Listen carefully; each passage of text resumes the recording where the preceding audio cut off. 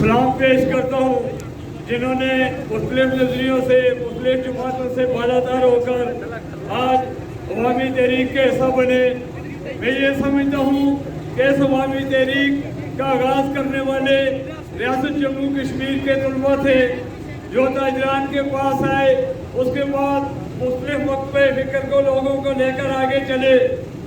मेरे नौजवानों, आगे सियासत की भागदौड़ आप लोगों ने संभालनी है। जैसा कि मुझसे पहले राजा अमजद अली खान साहब ने कहा कि ये वो तहरीक है, आज हर शहरी मशहूर हो चुका है। 70 सालों के बाद आज आम आदमी अपनी एक भूख के लिए निकला है।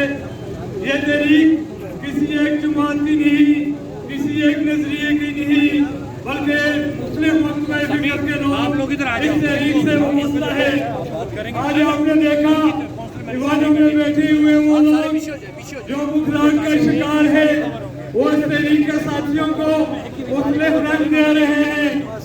उनकी बात भी ठीक है, वो ये कह रहे हैं कि ये नेशनलिस्ट लोग हैं।